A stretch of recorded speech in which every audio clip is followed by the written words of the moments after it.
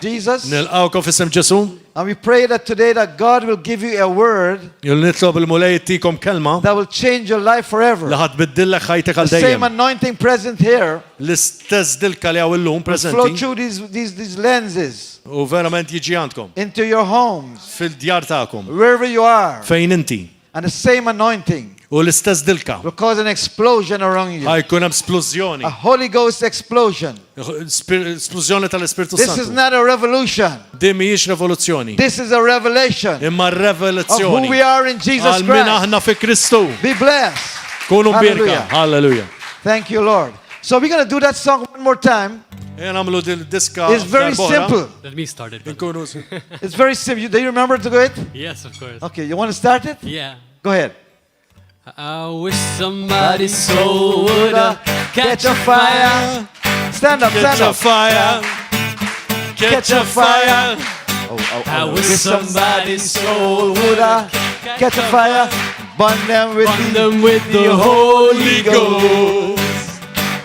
Burn them, Jesus. burn them, Jesus. Burn them with the Holy Ghost. Burn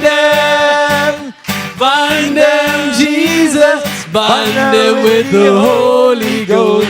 I wish somebody's Soul would catch a fire. Catch a fire. Catch a fire. I wish somebody's soul would catch a fire. Burn them with the Holy Ghost. Here this song. Here this. He's a miracle working God. He's a miracle working God. He's a wonder. He's a miracle. He's a miracle working God. I wish somebody soul would catch a fire. Catch a fire. Catch a fire. I wish somebody's soul would catch a fire. Burn them with the Holy Ghost. Go hear this. By force, we come here for take it by force. By force, we come here for take it by force. I wish somebody soul would catch a fire. Catch a fire. Catch a fire. I wish somebody's soul would catch a fire. Burn them with the Holy Ghost. One more here. Here this one. Here it is. Me nah go suffer. Me nah go beg no bread. The Lord is my provider. Me nah go beg no bread. And you go, hey mommy daddy oh, hey mommy daddy oh, hey mommy daddy oh. Burn them, I lost you, brother. Jesus, Burn them with the Holy Ghost. Burn them. You listen. I pray today that the Holy Ghost burn you today. And the fire of the Holy Ghost will fall upon you this morning in the name of Jesus. Hallelujah. One more time. I wish somebody's soul would catch a fire. Catch a fire. Catch a fire. I wish somebody's soul would catch a fire. Burn them with the Holy Ghost. Hallelujah. Hallelujah. Praise God. I'm gonna start off and then Pastor gonna tag me or I'm gonna tag him. Ħanibda jiena mbagħad fil-każ jidħol il-passer f'xejn. Maybe I tag him tomorrow. Oh, hallelujah. Oh, you know, not the Bible says, but I was a couple of years ago, I'm going to give a couple of testimonies. A couple of years ago, I was in Venezuela. Xi ftit snin ilu kont il-Venezuela. And they were worshiping. U bdew iqimu. I tell you, in worship, things happen. U fil-waqt il-qima jsiru l-affarijiet. The Bible says God dwells in the praises of His people. Għax il-mulej jgħix fil-qima. And when we worship Him, U meta aħna nqimuh, God comes in. il-mulej jidħol. I can imagine this. U jgħidlek. The Bible says God sits in heaven. U Alla qiegħed poġġi fil-sema. What do you do when we sing? Like, when they were singing, what were you doing? U inti x'tagħmel meta tkun? No, let's say you were sitting. What would you do when we were singing? X'tagħmel meta inti tkun qed You be like you be like this. Tagħmel hekk. Right? You'll be doing that. The Bible said God sit in the heaven. Jgħidlek il-Bibja tgħidlek li Alla No, kien I qiegħed can see this. Ridkom tarawha. That when we begin to praise, Meta aħna nibdew nfaħru that God is going like this. u l-mulej qiegħed għaddejjek. I can see Paul and Silas in the prison, right? Paul and Silas in the singing. Pawlu Silas And the Bible says at midnight. U l-Bibja ngħid li f'nofs Midnight il-lejl. can be the time of your life when everything is getting hot. Nofs il-lejl jista' jkun f'dak il-punt ta' ħajtek fejn affarijiet ikunu qed Things are iħarqu. getting dark. L-affarijiet jiġu verament It's the darkest hour in your life. tkun l-iżjed mudlan post You don't know ta' what to ħajtek. do. U int ma tafx taqbad tagħmel. And suddenly, they say at midnight, U f'nofs il-lejl Paul and Silas begin to praise Pawlu u God. Silas bdew ifaħru l-Alla. Oh, I can see this. U stajt narhom. That the father is like this. U Alla kien għaddejjek. When the father began to tap his feet, U meta Alla kien qed Paul and Silas jagħmel hekk, began to worship. Pawlu u Silas bdew iqimu. The Bible said the place began to shake. Il-Bibja għajt li l-post beda Chains began jitriet. to fall off. U mbagħad il-ktajjem bdew jaqgħu. When you begin to worship, Meta inti tibda tqim. chains are falling off. Il-ktajjem jibdew jaqgħu. Bondages are broken. U l-kull tirbit The jitkisser. depth of our praise Il-font tal-qima will tagħna determine the magnitude of our breakthroughs. ħad tiddetermina il-kobor tal-breakthrough The tagħna. depth of our praise Il-font tal-qima will tagħna determine the ħad magnitude of our breakthrough. tiddetermina l-kobor tal-breakthrough There's tagħna. something about worship. Hemm xi ħaġa fil-qima. And so I was in Venezuela. U kont fil-Venezuela. There was a team worshiping. Kien hemm dan il-tim qim. I was about to preach. Kont se nibda nipritka. There was about 6,000 people. It was huge. Kien hemm xi 6,000 ruħ għax kien kbira. There were 4 of us preachers. Kien hemm 4 jippredkaw. I was supposed to preach number 3. Jiena kont suppost qed nipritka t-tielet But the wieħed. worshiping was going on. Imma waqt il-qima li kien għaddej, And I was sitting on the pulpit. kont qiegħed bil-qiegħda fuq il-pultu And right in front of me, u qudiemi sit a lady rajt mara she had an eye and a hole.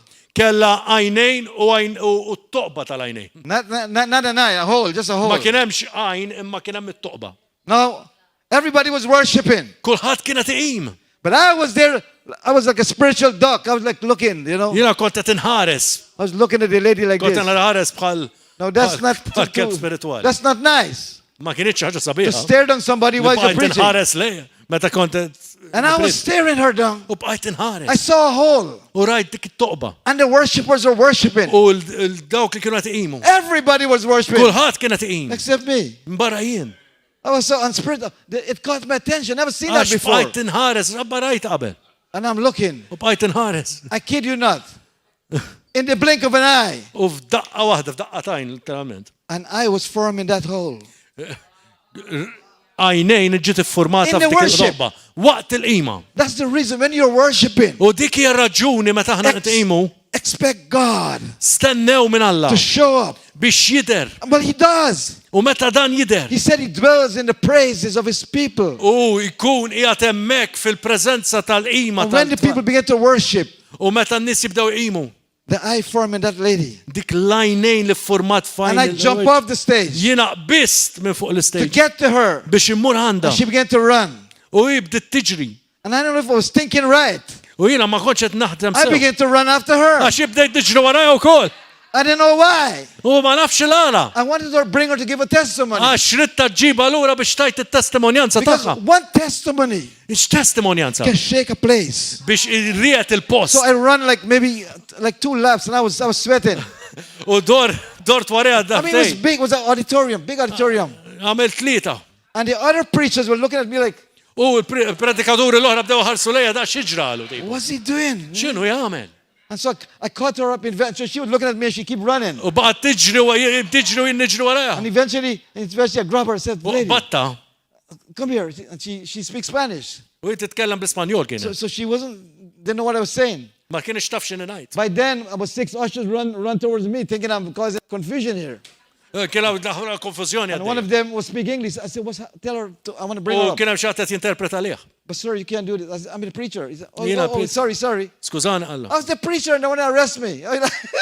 Kien ħajrestaħ da fil-fatt għax kien wet minn daw. Well, that happened already. That happened. When I was a preacher, I was arrested many times. That happened. Why X'għad I'm kemm preaching? il-darba meta ġejt kont qed nipredka arrestawni. Anybody want to arrest me here? Jaw xaħat trid jarrestani hawnhekk? Make my day. To keep you here.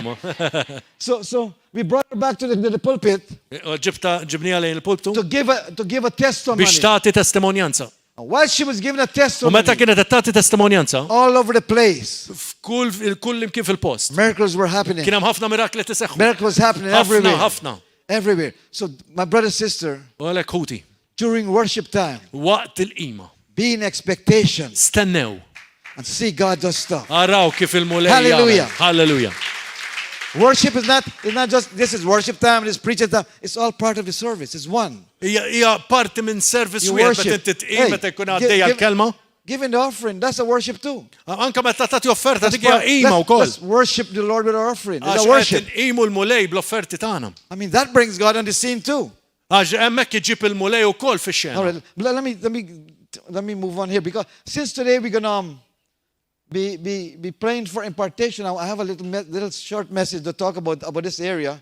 Għandej messaġġ żgħira x'illum ħan nitkellmu fuq l-impartazzjoni. But let me share a couple of things. Any one of you that contact me on the Facebook and stuff, I've seen people contact me, and I will always respond to people. Ejwa nkun nixtieq nirrispondi n-nies. Unless you're rude. U minix pastat. Yeah, unless they're rude. Rude, Okay. not nice. Yeah. Okay. Yeah. Dejjem nirrispondi n-nies Yeah. biex ma nkunx rude Right, fuq right. Facebook. If you're nice, I'll be nice. Okay, speak slower. Yeah. If Okay? you're nice, Jekk inti nice, I'll be nice. jiena nkun nice ukoll. And if you're mean, Jekk inti ħadd kattiv, I'll be silent.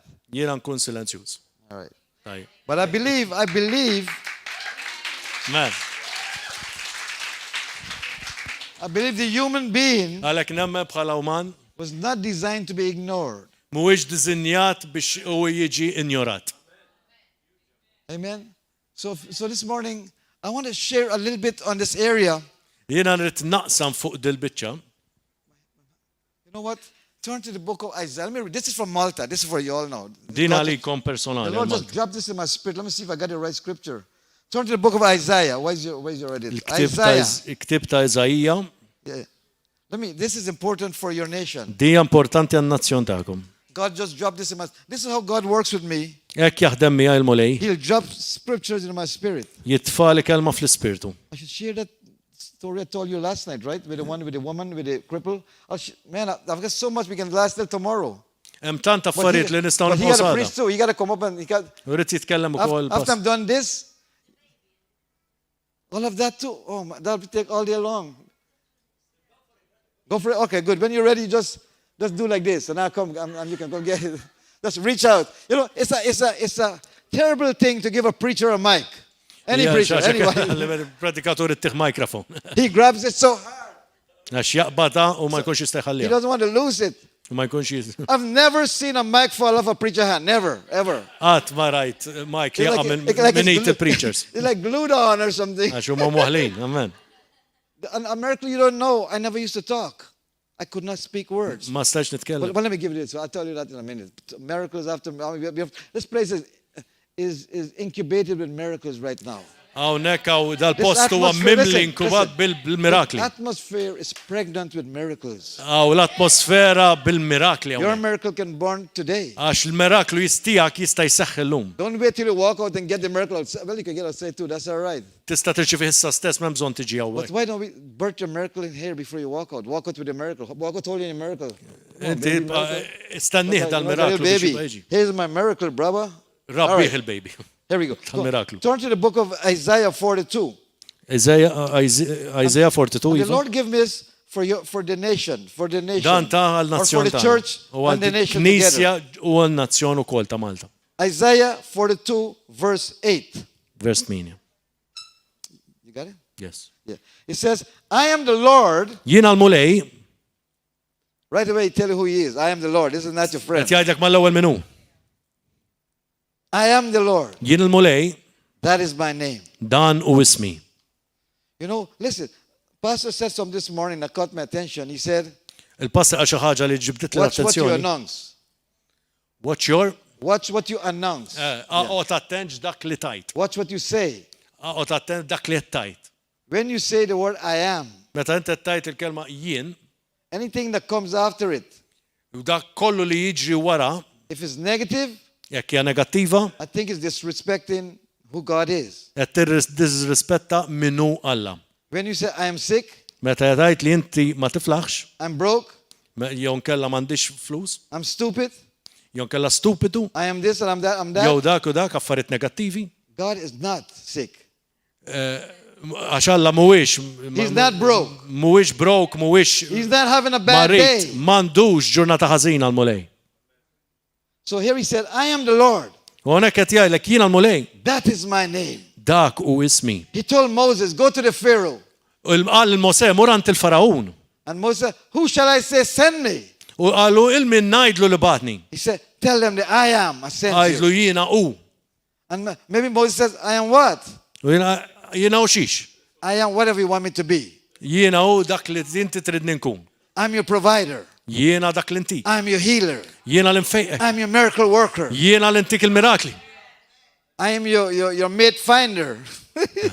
Kollox. I am whatever you want him to be. Jiena dak li inti tridni I nkun. am. Jiena u. So when you say I am, what's them words behind I am? Meta inti tajt jiena u xem il-klim ta' waraħ. Don't respect the I am. Don't disrespect me. Don't disrespect the I am. Turix nuqqas ta' rispett lej jiena u. Let me continue. I am the Lord. Jiena l-mulej, That is my name. dan u ismi. And my glory Manchè il-ħadd I will not give to another. il-glorja tiegħi. Neither my praise to graven images. Lanqas lill-idol it-tifħir tiegħi. Behold, the former things are come to pass. Verse 9. Il-ġrajiet li tħabbru qabel, And new things do I do. ara vera seħħew u jien nħabbar ħwejjeġ ġodda. New things do I declare. U nsemmaħilkom qabel And he ma said, jinbdu. before they spring forth, Qabel ma I'll jinbdu, tell you of them.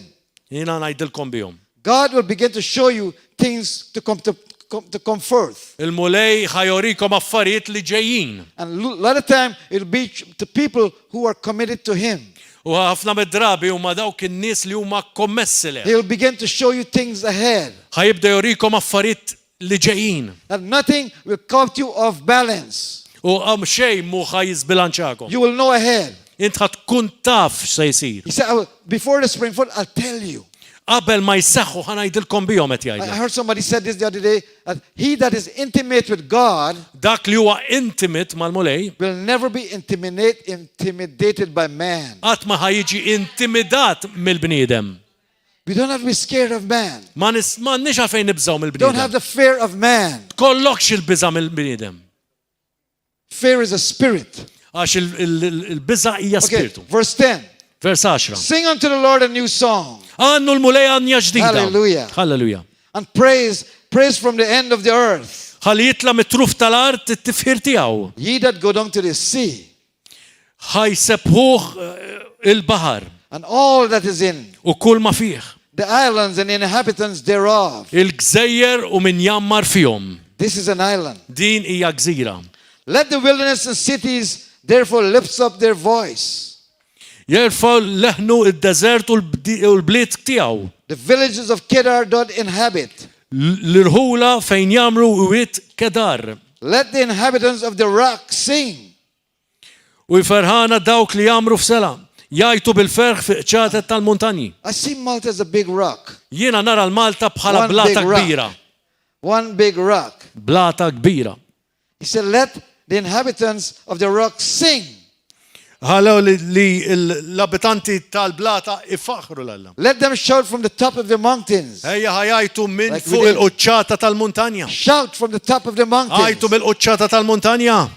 Listen to this. Let them give glory unto the Lord Ħajatu l-glorja lil-mulej. and declare his praises in the islands. U xandru t-tifħir tiegħu This is your fil-gżejjer. island. I Għax saw, din hija I saw this morning as I was sitting here. Jiena rajt kif kont qiegħed bil-qedem hekk. No, you all don't know about tornadoes, right? You don't know Ma about tafux tornado. x'inhi tornado. But when Pastor was talking, I saw this wind going like this, Rajt jisu bħal twister għaddej idur right over this nation, fuq dan nazzjon and it's going like this, u kienet idur and it's getting bigger u qed jikber and bigger, u jikber and then suddenly start touch Sicily. u It start touch jibqa' Sicily. U għet immissi Sicilia, Tunisia, Algeria, l-Afrika, Morocco, Tunisia u all around Morocco. start begin to touch. U għet immiss ma dawn That's il-pajjiżi speaking of kollha. a revival. Dak tfisser il-bidu ta' I għawmin believe. ġdid. Halleluja. I believe with all my heart Għax nemmina b'qalbi that a kollha. revival is brewing. Għax And you il-revival can start like qed this. You start at one place. jibda minn post wieħed. God will take a few people that are committed to Him. U ħajjieħu ftit And nies li huma infuse them with the kommessi Spirit. leħ u ħajjuża awwal And they'll go like this. U jibqgħu jikbru. And they'll get faster. U tibqa' tikber u And tiġi faster. żjed maġla, And maġla, faster. maġla And żjed. faster. U tibqa' żjed And maġla. bigger. U tikber. Let me finish this. Għan ispiċċa din. He said, let him give, verse 12, let him give glory to the Lord Versu 12 ħajatu glorja l-mulej and declare His praise in the island. u jxandru t-tifħir tiegħu il-gżejjer. And then he said, the Lord shall go forth as a mighty man. Joħroġ il-mulej b'wieħal wieħed qawwi. He shall stir up jealousy like a man of war. U jqanqal bħal gwerrier il-ħeġġa He tiegħu. shall cry, Jajat, yea, laj, roar, jajat. yayat. Yes. Yeah, I like that, yayat. Bomba. Bamba. What's bomba? Oh, you Bomb. tell me bomba. Bomb. Bomb. Yeah, yayat. Let's go. He shall prevail against the enemies. Jajat lajta tal-gwerra u ħajuri kontra l-edewwa l-qawwa tiegħu. Somebody take this word. This is a word Ħudu that you can dil-kelma use because li tistgħu tużaw. it's a breeding ground for miracles. Għax verament hija God is post beginning. fejn ħajikber il-mirakli. But let me share. Let me share one miracle. Ħanaqsam magħkom miraklu partikolari. Which one? Li wieħed. The baby? Okay. We were in the country of Ukraine. Konna qegħdin l-Ukrajina I had never seen miracle before. u qatt ma rajna dal-miraklu Never qabel. seen before. Qatt ma rajtu I dal-miraklu. did not want to be a preacher Ma rridx inkun predikatur. because I don't know to talk. Għax ma nafx kif nitkellem. And I was in this meeting U konġo dal-meeting ukoll in the Ukraine. fl-Ukrajina And it was during the time of Chernobyl u f'dat żmien ta' Chernobyl when a lot of babies were born deformed. meta kien hemm ħafna trabi li twildu And mankati, this preacher was preaching. dan il-predikatur kien I qed jippredika. was a photographer. Jiena kont nieħu ritratti. I was not a preacher. Ma kontx predikatur. Photographer who don't talk much. We don't talk. We just take picture. Kull ma konna fotografi u fotografi ma Take jitkellmux everything. ħafna jieħdu biss ritratti. And the preacher said, hey, Tal, come here. U predikatur qal ej inti. I was way at the back. U jien kont qiegħed fuq wara net. He said, leave your camera. I said, no. Ħalli kamera mek le ma I ħallix. didn't want to go. I said, why are you calling me? Għal fejn tajjat lili ma rridx inkun You hemm. got all them preachers behind you. Call Għandek them. ħafna predikaturi għajat lilhom. I did not say that. Maċċej, That's what I thought. jiena ħsibt ovvjament hekk. Anyway, he was very stern. He U was kien like, verament qiegħed he was determinazzjoni. he was like Pastor Gordon. Kien bħal Pastor Gordon. You know, when he gets stern, Kien I meta command you. qed jgħidlu ej jissa għallu. But he was strong. He was not rude. He was just stern, you know. Ma kienx pastas imma kien verament assertiv. So I came, I ran up, Għalhekk ġi, and there was a lot of people here. kien hemm ħafna nies fuq quddiem. Some of the people's feet were like this. Kien hemm saqaj li kienu There were babies with no arms. kellhom There's il-trabi people- laqas kellhom there idej, were kids with eyes crossed. kellhom għajnejhom wereċ. And I come and said, why didn't you let me bring my camera to take this? U għaret il-kamera biex nara da kollu. So I stand there and I'm like, yeah.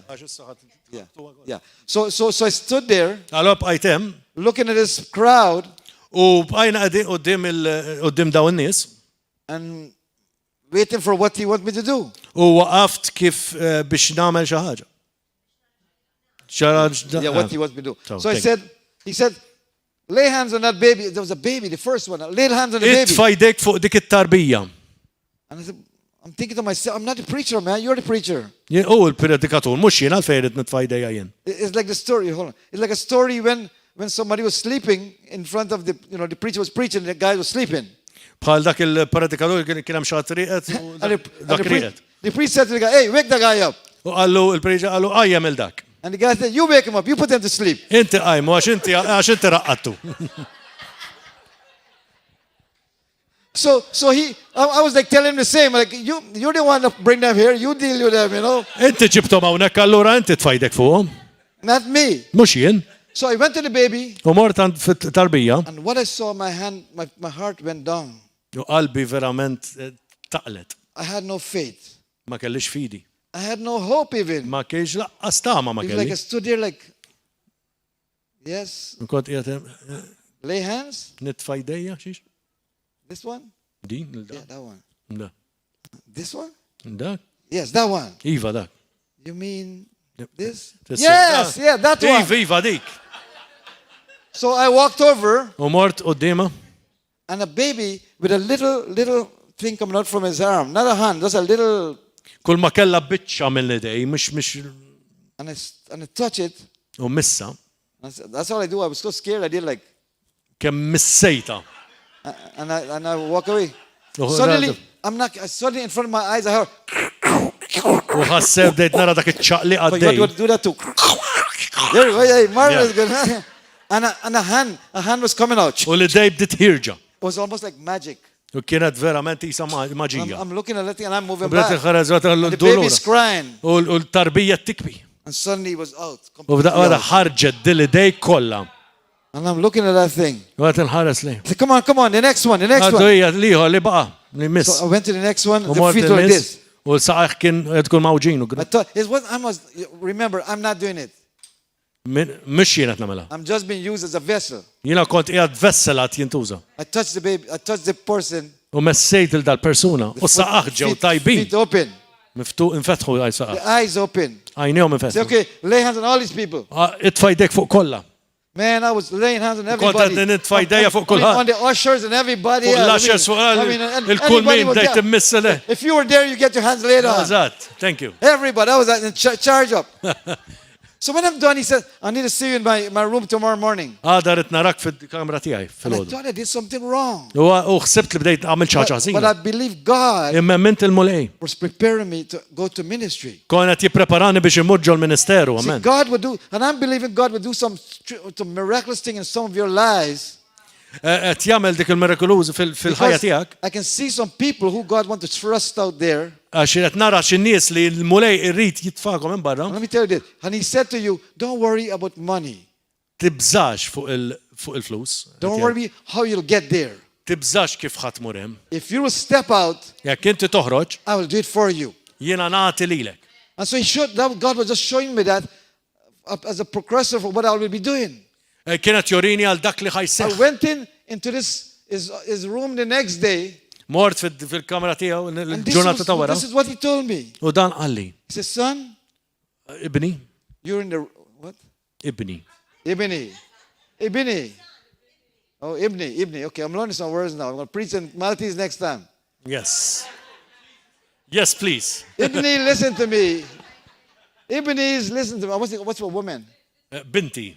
Ibni. All right, we got it. Ibi and Binti. All right, here we go.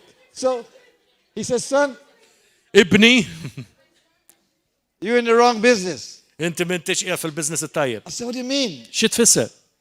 He said, you're supposed to go preaching. Int suppost għandek mort tipritka. I wanted to tell him, but I can hardly talk. Jien laqqas nitkellem ma naf qal. He said, go find a school, I'll pay for it. And that's how I went. Fittex skola u jiena ħallas għaliha. That's how I went to school that Pastor Jordan went to. U għalhekk mort l-iskola li Pastor Gordon kien fiha. That's how I went there. Għalhekk mort hemm. See, God is preparing some of you right now.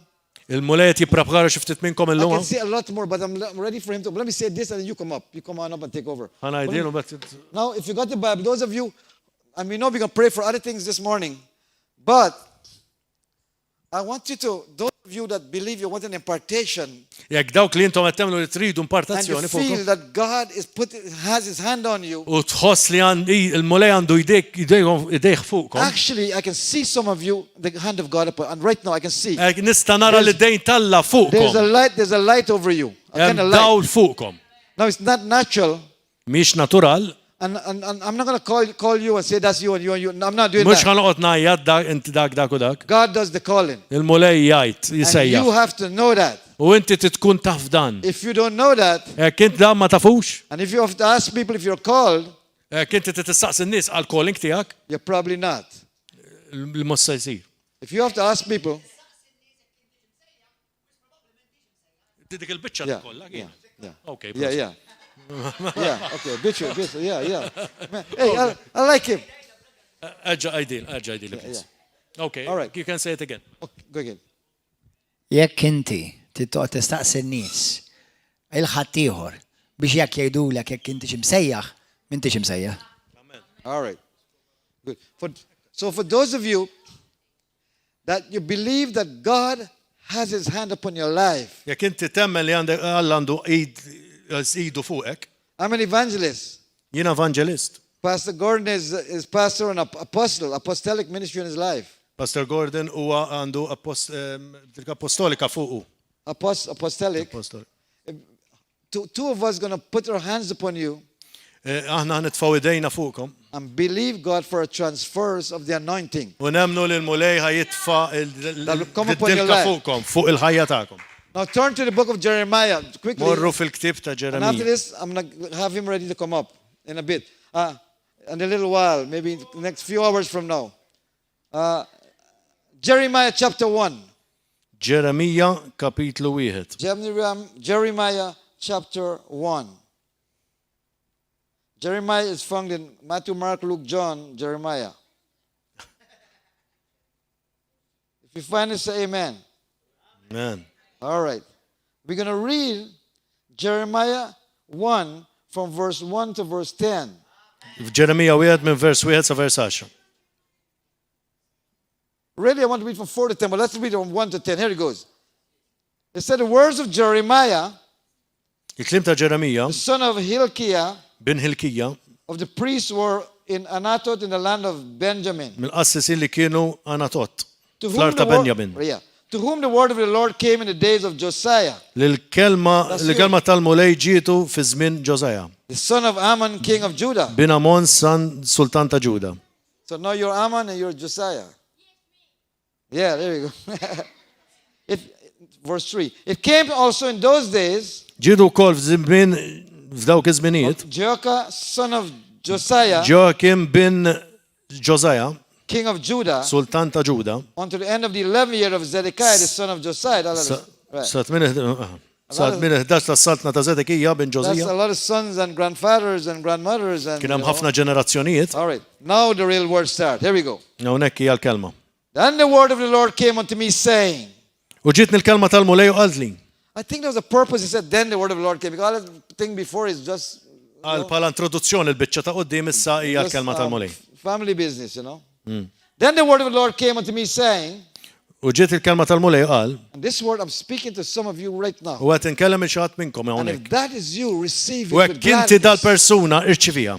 You have to receive it. Trid tirċivija inti. God gives things and we receive Għax it. il-mulej jittik l-affarijiet immin aħna Don't let, nirċivuha. don't let it fall, what they call it, ducks. I mean, we got fallen duck back. The ducks, you know, when the duck, you water fall on them, just falls off. Ducks back. Okay. Do they have that Għalix saying? taqa fuq widnej torox. Do you say that here? Yeah. Don't let it fall and fall aside. Then the word of the Lord came to me saying, verse 4. Vers 4. U ġietni l-kelma tal-mulej u qalli, Now here it is. Before I form you in the belly, qabel ma nsawrek fil-ġuf, I knew you. għaraftek. I knew you. Għaraftek. I knew you. Għaraftek. I knew you. Għaraftek. I knew you. Għaraftek. Hey, listen, that knock abortion out of the way. Kill it right there. That's not even. Dik kisser l-abbort You know- mal-ewwel. You know, they're saying that when the baby is three weeks old or all this, then you can.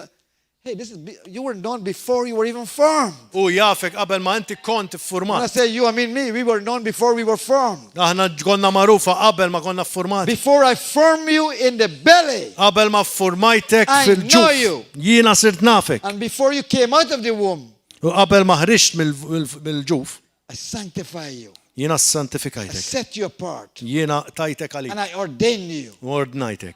prophet to the nation. Perfett għan-nazzjon. He's talking to Profeta Jeremiah, nazzjon. but it can be for us.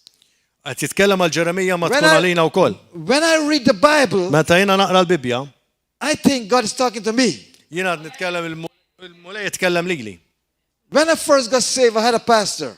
Meta jiena fl-ewwel ġejt salvat, And God was showing me kelli pastor, wonderful words. u l-mulej urini ħafna affarijiet sbieħ.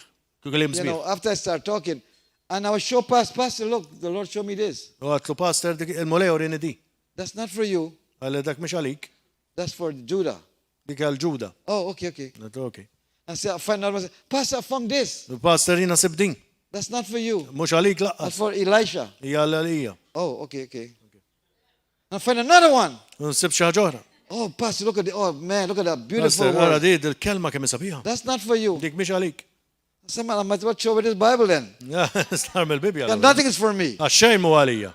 But since then I learned Imma minn dak iż-żmien jiena tallimt that God is talking to me. li l-mulejja tikellem lili. I take it personally. Jiena noħodha personali. That's how I went to ministry. Għalhekk mort I read in ministeru. the Bible. Għax kan naqra kelma. Go into all the world. Mur fid-dinja kollha. Preach the gospel. Xandar il-kelma. And I took it personally. U ħatta personali. God said, I'm looking for a man, a woman. U l-mulejja tiegħi jiena tiħares lejn mara jew raġel. Who will go for us? Min imur? Min sejjer għalina? Isaiah said, here my Lord. Iżarija qal jiena hu Send lili me. mulej, ibgħat lili. When I read, I'm looking for a man, Meta tifittex raġel, I said, Lord, mulej, no need to look no more. I'm right here. tħares iżjed, għaw qiegħed jien. I'm going to do it. Jien ħanamela. You see, some people pray, here my Lord. Xi ħadd jitolbu, għaw mulej, Send him. ibgħat lilu. Don't pray like that. Ma titlob xejn. Here my Lord. Għaw qiegħed mulej, Send Mario ibgħat il-Mario. and Marlon. Alton. Send Alton. Man, Ibgħat l-let. forgive me. I don't mean that. It's just a joke. No, Okay? no, of course. Yeah, okay. Alton, my brother. I love this brother. know. Love him a lot. Hallelujah. So he said, and then here's Jeremiah. He said, oh, Lord God. Sidi mulej. Hey, that's remind me of myself. Behold, I cannot speak. Ma nafx nitkellem. I'm a bini.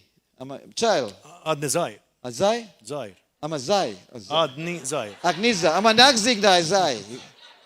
I'm speaking tongues, man. He said, I cannot speak. Ma nistax nitkellem. Now, many of you would not know, Ħafna minnkom ma tkunx tafu da. hearing me talk now, Qed tismawni nitkellem that issa. I could not speak. U jien ma stajtx nitkellem qabel. Period. Ma stajtx nitkellem xejn. I wasn't stuttering. Ma kontx I couldn't- taqta' I could not speak. ma stajtx nitkellem. At 21 years old, I could not speak. Ta' 21 ma stajtx Can't say nitkellem. words. Ma stajtx ngħid kelma. But after I began to speak, it's come like stuttering. It comes out. Meta nipprova nitkellem kont illaqlaq. My pastor asked me to speak Sunday morning. Il-pastor għalli ejja tkellem il-ħadd filgħodu. The whole village shows up. Il-villaġġ kollu kien qiegħed hemm. I stood up, I get up here to preach. U jiena ħriġt hemm fuq. Everybody who never comes to church that day. Dak kollha li ma kienux imorru l-Knisja ġew dikinhar. To hear this person who cannot speak. Ara min ħajitkellem qal. I get up there. Telgħu fuq. Hey, you look just like my pastor, just how he looked. That's how he said. Exactly how. Eżattek Man, jitk. bring back memories. Qed That's iġib exactly how he said. lill-memorja għax eżattek And ipoġġi. he's watching. Qed iħares. And I get up there. U mort hemm. And it was one of those pulpits you can't see through, you know. Dawk il-pulpti li tista' tara minn taħt ukoll. And my legs were going like this. Tista'. I was doing some dance, not the moonwalk. I was just doing like this. Kont għaddejjek qed interter. And I stood there and I looked at everybody. Kont inħares. I mean, imagine you can't speak. Immaġina ma nistax And you have to titkellem. preach Sunday morning. U kont qiegħed hemm il-ħadd filgħodu. All your old friends shows up. Ta' l-ħbib kollha tiegħek jidru. All the unbelieving friends you had before U anka dawk li ma kienux jemnu. who were making joke of now Li it's kienu worse. qed jiddieħku bik. I stood before them. U mort ont qudiemhom. I'm looking at pastor. U qed inħares lil pastor. He's looking and he's smiling. U qed jitħaq. That was the part. He's smiling. Qed jitħaq. I said, U jiena temtem. one guy said, good morning. U wieħed għallu good morning. I said, all right. So I got one word out. I'm happy now. I've got one word out. Ejja, ħriġt kelma, I kont said, kontent. I said good morning with the help of a brother. Għad good morning għax għal xaħat minn floki. He was not a brother. He was a sinner. Għas kien brother kien wieħed. And then I said, I have the Bible and I said, U kelli l-Bibja. I said the ba. What the guy said, Bible? Xaħat għalli Bible. Mbagħad għamilt. Hey, listen. I was, you ever heard the story of the Bible salesman? Tridu tisimgħu l-istorja tal-Bible salesman? I was worse than this guy. Kont ar minnu. There's a guy who stuttered. Kien hemm bniedem li kien And he went to sell Bibles. U mar ibbiħ il-Bibi. He went to say, can I sell Bibles? And, Kien għajsa biħlek Yeah, the il-Bibja? but you can't talk, man. You can't Inti ma tistax sell titkellem. Bibles. Ma tistax tbiħ He il-Bibja. said, give me a chance. Tini, chance. So he went to sell Bible. The end of the day, Fl-aħħar tal-ġurnata. he came back Ġilura. and he sold his whole box of Bible. U biħ il-kaxxa sħiħa And tal-Bibja. everybody else just sell almost none. U ħadd ma biħ barraw. So the boss said, how do you do that? U l-boss qallu kif għamilta? He said, well, boss, L-boss I went to the people mort fin-nies and I told them, u għattilhom. you want to buy a Bible? Trid Bibja? Or you want me to read it to you? Jogħala trid nara lilek. Hallelujah. Oh, hallelujah. Guess what happened? X'taħseb li ġara? They buy it. Let me, Dej okay, buy it. Xtrawa. Well, I was worse than that guy. Jina kontar minn da. At least he can talk. I couldn't talk. Ma stajx nitkellem. And so everybody stood there. U bqajtem. If you know me, some of you who knows me, Jekk hawn xatt minnu jafni. you notice that every day I came here, Kull darba li jiena ġejtaw you notice I got a zip. għandi zip. All my clothes, everything that I wear got a Kollox zip. għandu zip. Anybody notice that or you don't? Notajtu di? The reason I wear a zip, this is why. This reminds me of something. Din ila li tfakkarni That f'ħaġa. morning I stood there. Jiena kont qiegħed hemmhekk. Half the people are laughing. Nofs minn nies kienu And qed jitqu the other bija. half is like, oh Lord, Qalbi kienet they're verament. sorry for me. Huma qed jitħassruni I bażikament. remember that morning I stood there. Jiena kont qiegħed hemmhekk fil-ħodu. Someone came behind me and put on a jacket. U xadi su tafalli ġaketta. And I heard, shh, shh. U ħassejt isu dak And I felt something on myself, U ħassejt fija nnifsi, but there was nothing. ma ma kien hemm xejn. And as soon as that came, I went like this, you know. U ħassejtni għamilt bħalek. And from that instant, I said this. U minn dak l-istanti, dak il-ħin għatek. Turn with me to your Bible Duru fil-Bibja. in the book of Judges, chapter 6. Ktib tal-imħalfin, kapitlu 6. And I began to preach. Bdejt I niprit. began to preach for 45 minutes. Bdejt niprit kal 45 minuta. That morning, Minn dak il-ġurnata. there were healings and Kien hemm deliverance and all kind of fejqan, stuff happened. ħelsin u kull ħaġa ġrat. I was touching people. Jiena bdejt immiss in-nies. Never seen this before. Qatt ma rajta qabel. And they were falling. U bdew jaqgħu. Cripple was getting up and walking. U anke min kien qiegħed mitsob kienet jimxi. And I didn't know what was happening. U ma nafx kien I jiġri. said, Pastor, U għad pastor. I went to, I think I have a devil. Naħseb li għandi xi xitan. He said, yeah, I think so too. Għallu iva kien naħseb. Because we've never seen that. We've never seen people fall. And Qatt ma never, rajna ever. daw l-affarijiet hemmhekk konna. But the first time, Imma l-ewwel darba. that morning, L-ewwel darba. a lot of people get saved. Ħafna minn nies ġew But salvati. there were 17 of those guys there Imma kien hemm 17 minn ruħ. that received Jesus. Irċevew il-Ġesu. And they're all full-time ministry pastors. U to the llum big kollha churches. qegħdin full-time ministry qegħdin fi All knejjes of them. kbar. Kollha kemm huma. Halleluja. Hallelujah. Halleluja. Now listen. God's going to use some of you beyond this. Da għaw ħajkun hawn minnkom li ħajintużaw iżjed fuq I said the other night, a time of acceleration. Għax ħajkun hemm żmien ta' aċċelerazzjoni. God gonna Ħajaġġel l-affarijiet il-mulej. double. You're gonna double the time. Make it faster. Ħajaġġel il-proċess. So let me finish off the scripture now. Ħanispiċċa din l-iskrittura. Where was it? The word came. I form you in the belly. Before I form you in the belly. Vers 5. 5. Yeah. Okay. Jeremiah 1. Okay. Before I formed you in the Qabel ma belly, sawwartek fil-ġuf, I knew you. għaraftek. And before you came out of the womb, Qabel ma ħareġ minn set dan you ommu, apart, ikkonsagrajtek. ordain you.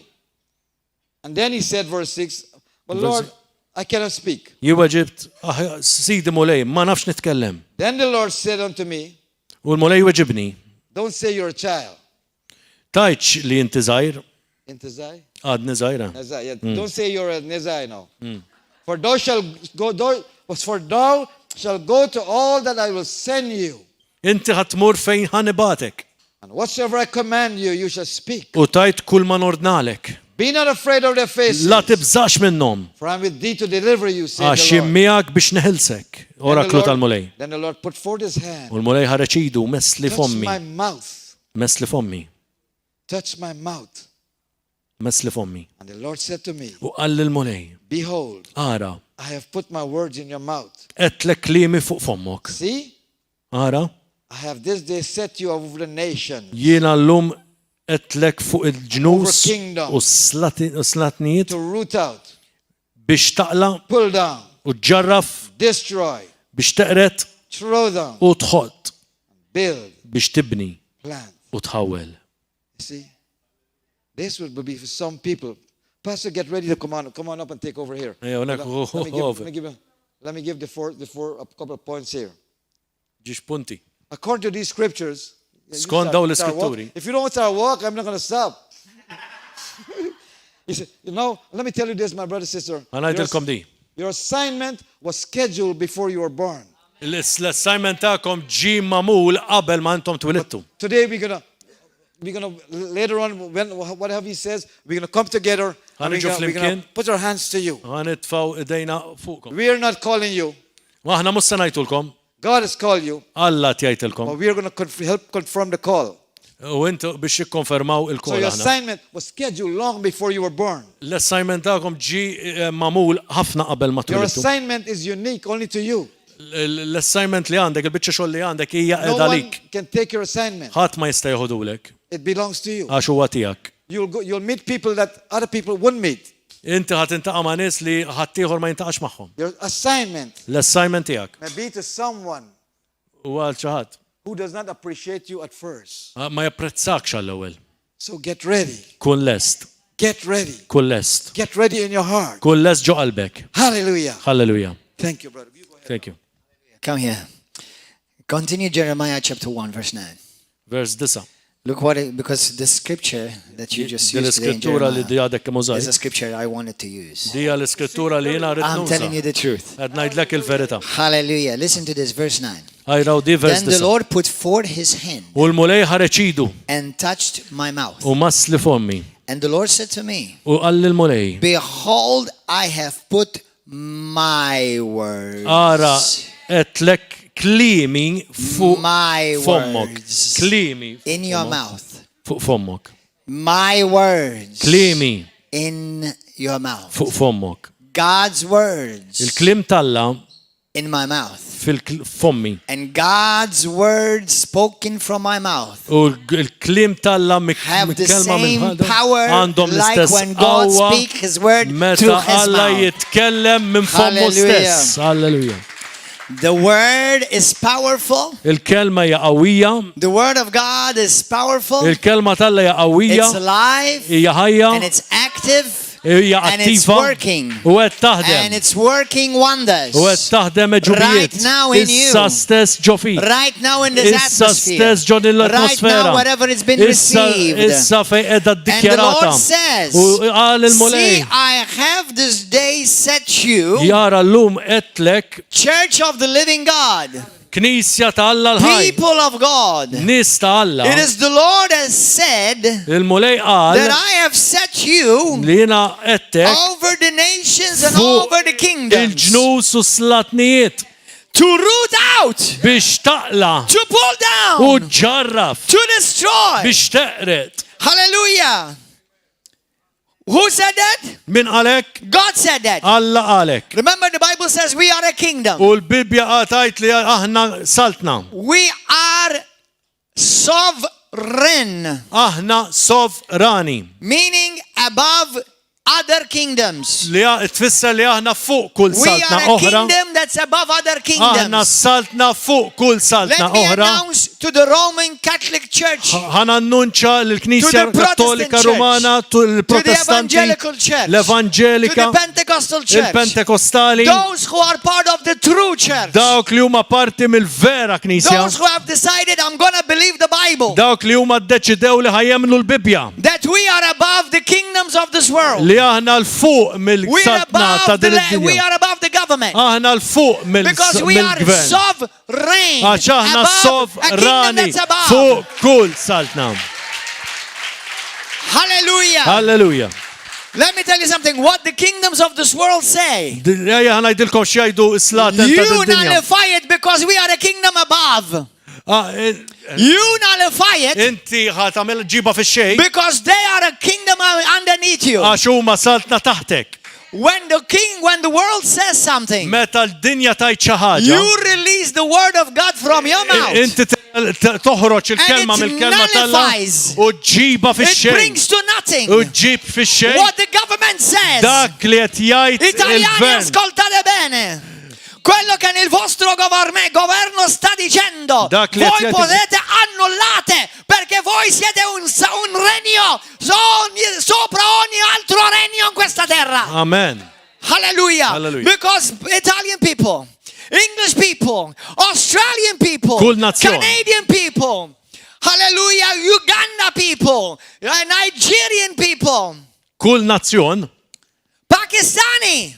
Pakistani What the government that you are in the country, li inti qed f'dik il-pajjiż. what your government says, X'qal you il-gvern can nullify it. inti tista' You twaqqfu, can destroy it. tista' tkissru, You can bring it to nothing. tista' tġibu fix-xejn. If you as a church rise up, Jekk inti bħala knisja tqumu announce the word of u God. tannunċjaw il-kelma Talla, Announce the word of God. tannunċjaw il-kelma Talla. Because this is what God U hekk says. xjajt. Church, I have put my words in your mouth. Tfajt qed fil-ġnud, qed il-kliem f'ommok. And I have set you U jiena llum over qedlek nations. fuq il-ġnud. Say over. Għajt fuq, I'm over. fuq jiena fuq. I'm not going under. Minix ħaninżel I'm l-isfel. going over. Ħanitla l-fuq, I am over. għax jiena fuq. Hallelujah. Halleluja. Over the nations. Fuq il-nazzjonijiet, Over political parties. fuq kull politikant, Over dictators. fuq id-dittaturi, Over corrupt governments. il-korrup- I am over that. jiena qiegħed fuq. You are over that. Inti qiegħed fuqhom Say ukoll. to your neighbor, you Għajt are over lill-ġirid that. tiegħek inti qiegħed fuqhom. In Jesus' name. Fisem Ġesu. That's why they attack you. Għalhekk jattakkaw. That's why they can't stand U you. għalhekk ma jistgħux għalik. Because they know that you are above Għax them. inti huma jafu li inti Hallelujah. fuqhom. Halleluja. And that you are better than Għax them. inti qiegħed f'pożizzjoni aħjar minnhom. Now look, this is what God swears. U hekk He dawn swears huma this. I have set you this day U jiena over the nations and over the kingdoms. vers Verse 10. 10. To root out, Ara to pull down, ngħidu. to destroy, and to throw down, to build and to plant. Amen. Ara jiena llum qedlek fuq il-ġnus u slatnijiet biex taqla u tġarraf, biex taqret u tħodd, biex tibni u tħawwel. Moreover, the word of the Lord came to me and said, U ġiet il-kelma tal-mulej u qalli. what do you see?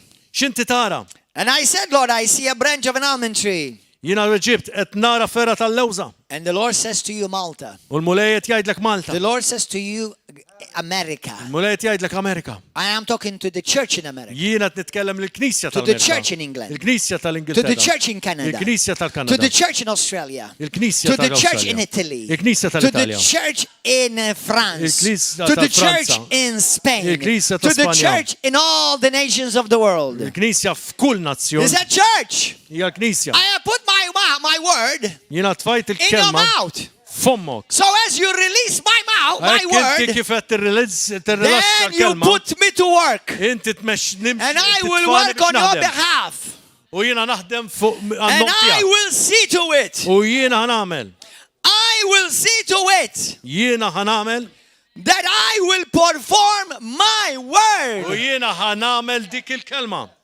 I will perform my word. Jien ħanamel dak li jiena Which għadt. word? Liema The kelma. word Il-kelma in the mouth fil-ħalq of his people. tal-nies tiegħu. The word Il-kelma that is in the mouth li hija fil-kelma of God's people. tan-nies That's tiegħu. why the Holy Spirit spoke this morning. Għalhekk l-Ispirtu And Santu he said tkellem to the illum church, u qal be l-Knisja. careful what you are Oqgħodu announcing. attenti x'qed tajdu. We do not announce what PL or PN Aħna say. ma ngħidux dak li We jgħidu announce l-partiti. what the big king says. Aħna nannunċjaw Jesus biss dak Christ. li jgħid il-Sultan Hallelujah. tas-Slatem. Ġesu And Kristu. when we announce what the King of Kings says, Meta aħna nannunċjaw dak li jgħid we is-Sultan will tas-Slatem, see what the King naraw- of Kings want us to see. naraw dak li ridna naraw is-Sultan Go to the tas-Slatem. Mark 16 quickly.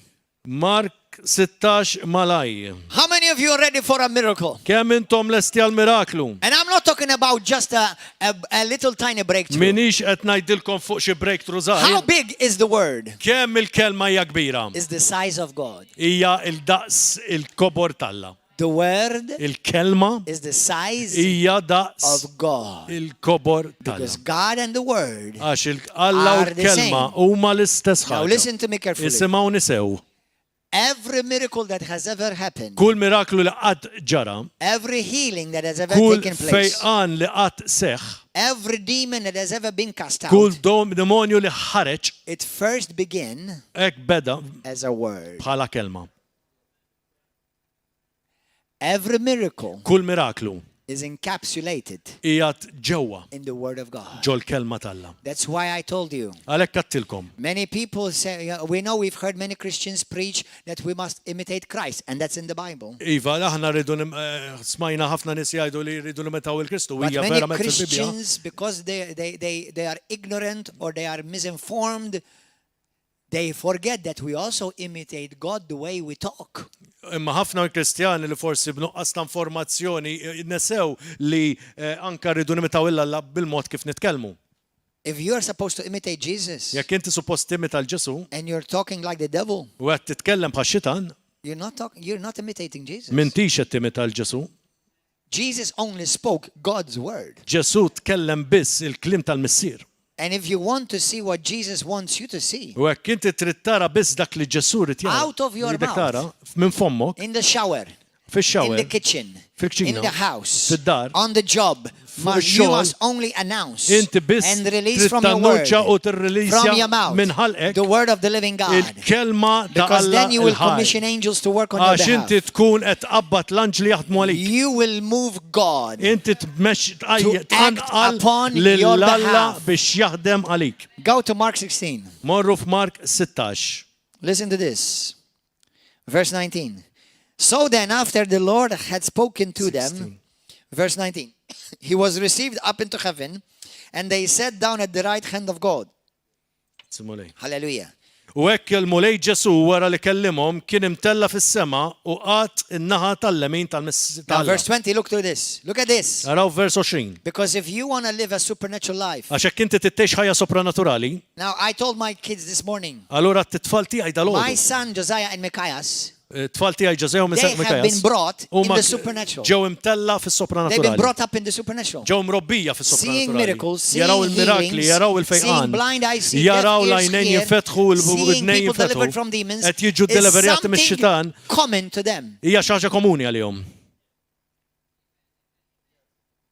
But let me tell you something. Ħanajdilkom That ħaġa. is given to the church. Dak huwa mogħti lill-Knisja. Now, verse 20. Vers 20. And they Huma went out and preached everywhere, imbagħad marru jippritkaw kull and imkien. the Lord working with them Il-mulej kien qiegħed jaħdem and confirming their theology. magħhom jwettaq il-teoloġija tagħhom. And they're confirming their opinion. Qed jikkonfermaw l-opinjoni tagħhom. And confirming the teachings of the Qed patriarchs. jikkonfermaw il-talim tal-patriarki. Or confirming the tradition of the church. U qed jikkonfermaw it-tradizzjoni What did the tal-Knisja. Lord confirm? X'qal propja l-mulej What hawnhekk. did the Lord X'qed confirm? jikkonferma l-mulej.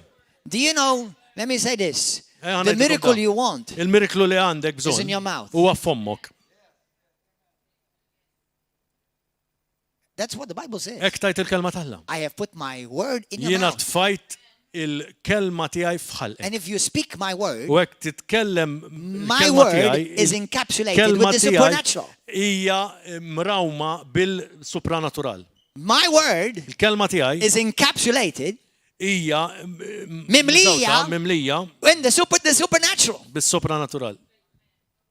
Stop asking pastor to pray for you Iqa fajt il-passer biex jitlob għalik for every silly thing. għal kull ħaġa ta' xejn. Start using your blessed lips and tongue Ibda and uża release the word of God over your life. l-imbirek biex And you tirrilixxa will live in the il-kelma talla supernatural. u tgħix fis-supranatural. Hallelujah. Remember the Hallelujah. story of the felula. Għajdu ftakru fuq il-felula. Hallelujah. Il-felula ta' gord. Il-felula ta' kord. You know what's a felula, brother? Felula is a worth, a growth. You know when there's I had this wart growing near my eye one day, Kelli dil-felula tikber ġuħdej għajnejja. and it was becoming ugly and Kienet bothersome. tiġi u tiddejjaqni. And I prayed U tlabt and I started speaking to that u word. bdejt niddikjara fuq din il-felula. Hallelujah. And I started saying to it, in the name of Jesus Christ, Bdejt ngħid f'isem Ġesu Kristu. Leave. Itlaq. I curse you from the roots up. Jiena nisħtek minn ġoleruq. I thank you, Lord, that Ringrazzjak the Mulej. word is dried Li up. dil-felula qed The tinxef. word is Li dead. dil-felula mejta. And I tell you what, I Għadna spoke jdilkom. the word of God. U tkellimt il-kelma I tal-Alla. believe the word of God. Emment il-kelma tal-Alla. Do you know what happened U for a taf few ġara days? għal ftit A ġranet. few weeks? Jew ġimgħat. Nothing. Xejn ma ġara. Nothing happened. Xejn ma ġara. And then one day, because we used to live in a flat, Għax kont ngħix and we used to ġoflet. live in a 6-story. Ġurnata minnhom u kont And, in ngħix f'sitt solari. and as every day, obviously, we took the Ovvjament kont lift when nieħdu it worked. il-lift meta kien jaħdem. And I used to look in the mirror in the lift. U kont inħares And I fil-mera used to say, as I'm tal-lift. going down, I said, You know, Lord, nizel, you are ngħid, dead. You're gone. I felula. thank you, Lord, that I'm healed from this Inti war. mejta u jiena grazzi mulej tal-imfejjaq minn Because I used to be dil-felula. bothered. Not only did it bother me, Mhux kienet iddeqni biss. but with people would look at me. Meta jħarsu And when they lejja, talk to me, they look at my word. jkunu qed iħarsu lej il-felula. Mhux lej għajnejja. Okay, it was taking all my attention. Kienet qed tieħu l-attenzjoni iżjed milli kollha jitfgħu l-attenzjoni And one day fuq. I woke up U għalhekk darba and I qont looked again in the mirror u ħares lejn il-mera and the word was not there u anymore. l-felula ma baqgħetx hemm. Do you know it took about a year Taf li ħaddet fuq sena. speaking the word? Nitkellem il-kelma. You see, you have to realize in the Inti Bible it says, tittirrealizza il-kelma it tajt. says some things, some promises Xi ftit wil-wediet. we inherit Aħna by nirtu faith bil-fidi and by patience. u bil-paċenza. Jesus said, Ġesu qal. man shall not live by bread alone, In-nies ma jgħixux But by every bil-ħobs biss word. imma but bil-kull by every kelma. word, B'kull but kelma. by every word B'kull kelma that comes out li toħroġ of the mouth of God, minn fom Alla that comes out minn of my toħroġ mouth. minn minn ħalli. Hallelujah. Amen. Ephesians chapter 6, Efesin kapitlu verse 6. 17, the Bible Vers says 17 that the word is as a sword. Li l-kelma hija bħal Do you xabla. know that it's in the whole armor of God Taf li fl-armatura kollha talla is the only weapon hija l-unika that's offensive. arma li hija ta' All the rest of the weapons are l-oħrajn kollha defensive. huma kollha li int biex Many tilqa'. Christians, but why this Ma happened Kristjani to me? mal fejet jiġri I'm li a dan. good guy. I don't know what I bnidem did. tajjeb u ma nafx I min. know what you did. Naf You x'għamilt. either kept your mouth shut, Jew kella ħażammejt or ħaqek else you magħluq. spoke you announced what the devil said Jew instead of kella what God annunċaj said. dak li l-xitan li ridek tajt. So can you imagine? Allora tista' This is a timmaġina. sword. Imagine this is Din a hija sword. x-xabla. And God said, use U it l-mulej għallek biex to tużaw pierce the enemy, biex inti to cut the enemy, tippenetra taħt to manifest the tal-ladu supernatural, u inti tkun fis and instead you sobranatural start going this. u int mill-flok bdejt taqta lilek innifsek biha. Why is this happening to Għalfejn me? jiġri lili. Ah! Because you're not using the sword against the Għax inti enemy, m'intix you qed are tuża using the x-xabla very sword kontra against l-għadu yourself. imma tużaħħa kontra ħajtek.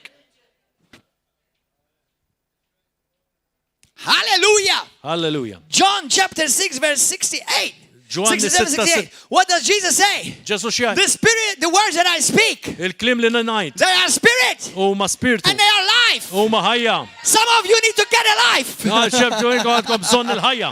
Some Christians need to get a life. Ħafna minn xi Kristjani għandhom bżonn jieħdu And l-ħajja. they need to come to river of U love. għandhom bżonn jiġu riveru bla. Because they're dead. Għax huma mejta. Hallelujah. Hallelujah. Psalm 103:20. The Bible says that the angels hearken to the word of God to L-anġli perform it, to tilqu fulfill jiġru it. biex jagħmlu biex iwettquha. Some of you are keeping your angels out of work. Xi ftit minnkom mhux qed ittuhom ix-xogħol. l-anġli. Hallelujah. The Bible says 107 verse 20. Psalm 107:20. Psalm Psalm 107 verse 127. 20. The Bible says he sent forth his word U ħareġ il-kelma. and healed them U and fejjaqhom. delivered them. U ħelishom. When I cast out demons, Meta jiena nkeċċi do xi you know what I use? taf x'nuża? The word of God. Il-kelma talla. When I heal people, Meta nfejqa nies. do you know what I Taf use? x'jiena nuża? The word of God. Il-kelma talla. And when God uses you, Il-mulej juża but lilek. God does not obey you. God Imma obeys. l-mulej And the Bible, the ma angels, jobdix lilek. he knows his word. U jaf il-kelma tiegħek. Satan knows God's word. Ix-xitan jaf ukoll And il-kelma unfortunately, many talla. Christians don't know God's word. Imma ħafna mill-Kristjani sfortunatament ma Hallelujah. jafux il-kelma talla. Amen. Amen. It's the word of God. Il-kelma talla. Spirit. Spiritu. Everybody say the spirit. Spiritu. It's life. Hija ħajja. It's from above. Hija minn fuq. It's miraculous. Hija mirkoluża. It's supernatural. Hija sopranaturali. It's healing. Hija fejqan. It's deliverance. Hija The ħelsin. word and Jesus are one. Il-kelma word of God and u Ġesu ma God ħaġa are waħda. one. Il-kelma u Alla waħda. Hallelujah. Thank you, Lord. Grazzi The mulej. word of God brings life. Il-kelma talla It ġib makes you an il-ħajja. overcomer.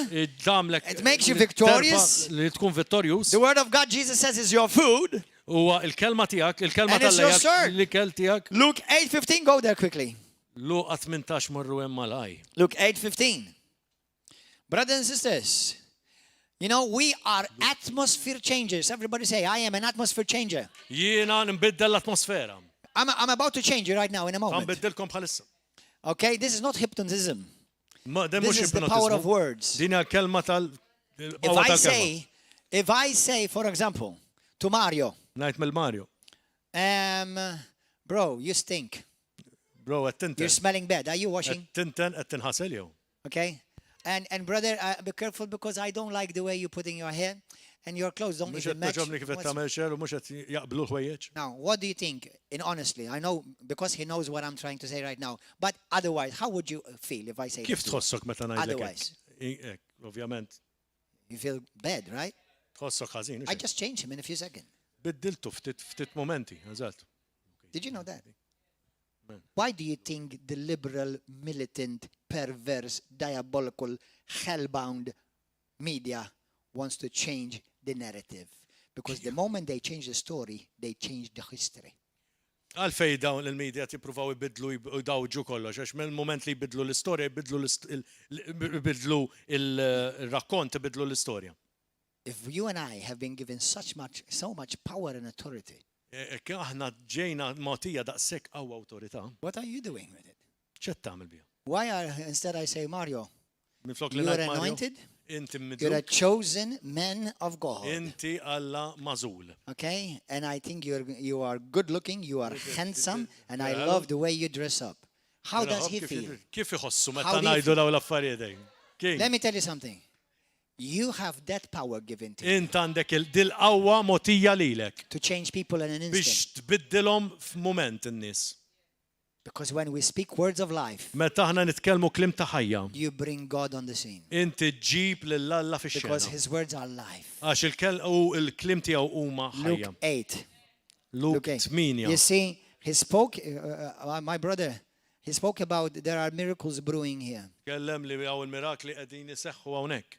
But many of you, Imma ħafna minnkom you need to cooperate with God tridu tikkooperaw ma' Alla by speaking the word of God, billi titkellmu l-kelma tal-Alla. releasing the word of God. Tirrilaxxaw il-kelma tal-Alla. That's how you activate Hekk miracles. tattiva il-mirakli. Luke chapter 8:15. Luqa 8:15. Hallelujah. It's the parable of the seed and the sower. Hija l-parabola tal-żerrija u ta' min jiżna. Now, finally, Jesus is talking about the seed that will bear much fruit. U qed jitkellem fuq iż-żerrija speċifika li toħroġ ħafna frott. When I had that word, Meta ħadd kelli dik il-ferula, I spoke the word every day. jiena tkellimt kull ġurnata fuqha.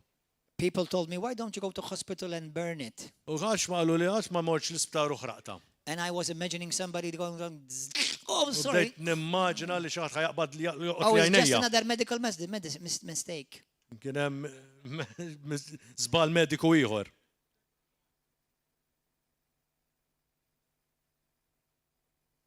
I have better tools. Għandi And they always għodda work. aħjar li dejjem jaħdmu. Jesus says the last type of people, Imma that's you. da- These be people that will bear much fruit and they will do great things for the kingdom. dawn ikun n-nies li ħajkollhom ħafna frott u dawn ħajkunu It ħafna says affarijiet this, tal-saltna. the ones that fell on good ground. Everybody say, I'm good ground. Kulħadd jgħid li jiena art tajba. River of love is good ground. River of Love hija art tajba. Are those who, having heard the word, U ma dawk li semaw il-kelma and with a noble and good heart, b'qalb tajba u sinċira. kept it Jożuha and bear fruit u jagħmlu frott with patience. billi żommu sħiħ bil-paċenzja. You see, many of you, you think Ħafna that the only minnkom- way you can receive a miracle, receive a breakthrough, receive a healing, you receive a deliverance, Dak kollha li tirċivu daw il-miraqli tistgħu tirċivu is when an miraqli biss evangelist or a pastor or an Lim- apostle or prophet lays hand upon you. li meta evanġelist jew xi ħadd talla jitfajdeħ fuqkom. You are carrying miracles constantly. Inti qed iġġorr il-mirakli You're il-ħin carrying the kollu. supernatural constantly. Inti qed iġġorr is-sopranatural il-ħin kollu. God said to his people, Alla qal Jesus said to his people, Ġesu qal lin-nies. Mark 11:22 to 24, Mark 11 you will 22 have sa 24. whatsoever you say. Inti ħajkollok dak li kollu li ħatajt. But unfortunately, many people keep saying Imma whatever they sfortunatament see ikunu qed instead. jgħidu li dak li qed jaraw. He said, if you want to see something different, you have to speak different. Jekk inti tittara xi ħaġa differenti titkellem differenti. Because words are containers. Għax il-kliem huma kontenituri. They carry your destiny. Iġorru id-destin tiegħek. There are people who have situations, Hemm nies li għandhom ċertu sitwazzjonijiet, whether it's in the body, jekk huwiex whether fil-ġisem, it's financial, jew fil-finanzi, whether it's on a nation level. jew nkella bħala nazzjon. They can all be changed. Huma jistgħu jinbidlu. When you take your place, Meta inti tieħu l-pożizzjoni grab tiegħek, the revelation taqbad that the ir-revelazzjoni. words of God will never return void. Għax il-kelma Alla qatt ma ħatiġi lura That they are b'xejn. powerful. Huma If qawwija. you want to change your husband, Jekk inti titbiddel if you il-raġel want to tiegħek, change your wife, jekk inti titbiddel if you want il-mara to tiegħek, change your marriage, jekk if inti titbiddel you want to iż-żwieġ tiegħek, change your business, jekk inti titbiddel il-business tiegħek, start releasing and ibda announcing the word of God. irrilaxxa il-kelma. Because words are Għax spiritual containers. il-kliem huma kontenituri spiritwali. Hallelujah. In the book of Proverbs, chapter 16, Fil-ktib ta' Proverbi kapitlu from verse 16 1 to 3, minn vers 1 sa 3. let's see this. Let's see this. Go there quickly. Go there. Are you enjoying this? Yes. Hallelujah. We're going to pray, okay? Proverbi In about an hour. Nah, I'm just kidding. Proverbs 16. Hallelujah. Oops, 18. It says the preparation of the heart belongs to men. Proverbs 16, verse 1. Okay. But the answer of the tongue is from the Lord. Il-bniedem ifassar ħsibijietu imma l-mulej edlu l-kliem fuq il-sienu. In 1998 or Fil-1998 1997, I was reading that scripture. kont qed naqra skrittura. And I was living in Duluth, Minnesota, United States of America. Kien jgħix Duluth, Minnesota fil-Stati And then as Uniti. I read it, it burned in my spirit. U kont qed naqraħħa. And I said, Lord, what do you mean by the scripture? U għad xrittajt mulej b'din l-iskrittura. What do you mean by that? The Shit, answer of the shit, tongue Li is from the Lord. il-risposta tal-ilsin hija minant il-mulej. You see, you speak it and Inti God answers. titkellema u Alla You speak His word. inti titkellem answers. il-kelma tiegħu u Alla And He said, when the Lord called me to go to Bible college, Meta l-mulej għalli biex immur il-Bible College, do you know when I knew that God provided for me? tafu meta kont naf milli Alla provdili, When He called me, meta hu sejjaħli, and this is one of the scriptures that He gave me. u din hija waħda mill-iskritturi li And hu tani. Jeremiah chapter 1:12, 9 through 12 is the other one that He gave U me. il-kelma l-oħra kienet Ġeremija wieħed minn And from now until you start Bible college, u qabel ma bdejt I il-Bible want you College. to start giving me things that I have provided for U you. minn issa l-qudiem tibda tini tfaħħarni u tini rattil ħajr tal-li jiena provdejtlek. It took almost 2 years Kien hemm kważi sentej before that happened, sakemm dan seħħ. before it became fruitful. Qabel ma ġi frutta frott, It manifested. qabel ma manifestat. Hallelujah. Halleluja. And you see, what you need U tara dak Is in li the għandek word of bżonn God hija ġol kelma talla spoken mitkelma from your mouth. minn ġo fommok. So you can live a supernatural life. Għalhekk biex inti tkun tista' tgħix ħajja You sopranaturali. change the atmosphere of your Inti house. tbiddel l-atmosfera tad-dar tiegħek. Don't say anything which Jesus does not say. Tajċ l-affarijiet li Ġesu ma jgħidhomx. And know what power and authority has been given to you. U kun naf l-awtorità li għandek The word of l-mulejtat. God doesn't Il-kelma just talla heal a tumor. mhux biss tfejja kankru. The word of God does not only open eyes that are blind literally physically like we see here. Il-mulej mhux biss ifejja l-għajnejn u jiftaħ The l-għajnejn. word of God announced from the mouth of His people Il-kelma tal-mulej li tannunċja minħal Will change nations. il-poplu ħad biddel will bring down il-nazzjonijiet. corrupt ħad governments. kwaqqa And will exalt gvernijiet righteous korrotti governments. u ħad tella gvern li jkun In Jesus' name. ġustifikat. Are you ready to see that change? Amen. Are you ready to see that change? Tridu l-estili taraw din You il-bidla. make a promise with yourself Inti tagħmel weda miegħek that innifsek nothing comes out of your mouth li xejn ma joħroġ minn fommok which you can't imagine Jesus say. li ma timmaġinax il-Ġesu jgħidha. Amen. Because when I am saying what God says, Għax meta tngħid dak li qed jgħid Alla, I am agreeing with God jiena qed naqbel Malla for His kingdom għas-saltna and tiegħu His will u to be done on earth. għarrida tiegħu biex isseħħ ġo d-dinja. In Jesus' name. Fisem Ġesu. Hallelujah. Alleluja. Praise God. Grazzi mulej. what he's saying, I agree, because when I first started into ministry, Meta bdejt jiena fil-Ministeru, remember when I graduated from school, jiena gradwajt mill-iskola. somebody comes and said, brother, what are you going to do when you finish? I said, Se well, tagħmel meta inti ħadd tispiċċa? I'm gonna go preach in all the world. Ħammur pritka mad-dinja kollha. And he said, you can't do that. Ma tistax tagħmel hekk. I said, why? Għala. So you're too short. Għax inti qasir żejjed. And I'm like, I didn't know how to answer that. Ma konx naf kif ħad rispondija. If it was today, I would have said, Jesus said, Lord, with you always. So that'll be all right. Ma fimtix. Yeah, well, we don't have a translation for that. Anyway, but let me tell you. So, what was the laugh about? Jala. Għax meta għalulu, għalek ma tistax mur tipritka xinti qasir. U ma kienx jaf xaqbad jgħidilhom, u jgħaf l-lum, kien jgħidilhom imma Ġesu għal jiena magħkom nkun fil-baxx. Yeah. Okay, Phil Bash. Yeah, that's the go. Yeah. Phil Bash. What's Phil Bash? Bax, low. Low. Yeah, low. Yeah, I must Phil Bash. Just say I'm too Phil. Anyway. Okay. What? So, the same day, another person came to me and said, what are you going to do, brother? What are you going to do? Se tagħmel? I'm going to preach. Allo ħanmur nipritka. You can't preach. Ma tistax tipritka. You don't look like a minister. Ma tidhirx bħala Ministru. How does a minister look like? Xi kif jidher bħala Ministru? And the same day, I'm to be quick, another L-istess one ġurnata said, ġi xi ħadd ieħor. what are you going to do, brother? Se tagħmel int, brother? Well, I think I want to go around the world and preach the gospel. Ħammur ħam xandar il-kelma mad-dinja. You can't do that. Ma tistax tagħmel hekk. Why? Għala. You don't speak well. Ma titkellimx tajb. I said, well, you got a point there. Għandek punt hemmhekk. Now, the three of them told me, Daw it-tlieta qaluli. and I almost talked myself out of a miracle. U jiena kont se noħroġ minn dal-miraklu. So I went home and I began to cry. I said, Lord, you bring me to the school, and now you tell me I can't preach. There's U allura three. titfani ġolli diskola And- mbagħad and- issa mhux nistax And you nipprika. said the amount of 2 or 3 witnesses, you know, U like hemm dawk that. I had, dawn il-xhieda kollha li qed jgħidu lek. 3 of them told me I shouldn't go, U Lord. tlieta jgħidu li biex ma And nagħmilix. the Lord said, son, Għallu ibni, il-mulej. Ibni, I like that word, Ibni. Ibni, The Lord said, Ibni? Ibni, Ibni, right? son, Go read Mark chapter 11, verse 23 and 24. mura Mark 11, 23, 24 għallu. Now, that's the school we've been to. That's the foundation of the school. That was the foundation. Fondazzjoni tal-Knisja. I said, Lord, I know that scripture. Dik hija skrittura. He said, read it. Naqraħħa għallu. And I read it. U għed naqraħħa. But you shall say to this mountain, U inti tittajt li be thou removed, Itla. be thou cast in the sea. Mur ġol baħar. And if you don't doubt in your heart, Hekk inti ma but temmix believe ġolbek. the thing that you Imma say, temmen dak li qed jitqal. you'll have what you say. Inti kollok dak li inti għandek. And I didn't get it. I said, what this got to do with the 3 prophecies that I have? U daw il-profezzija l x'inhuma. He said, read it again. Aqraħħa ġa. And I read it and read it and read it and read Rajta. it 15 times. 15 il-darba. And I did not get it. U ma xorta On ma the kellix 15th rivelazzjoni. time, I saw it.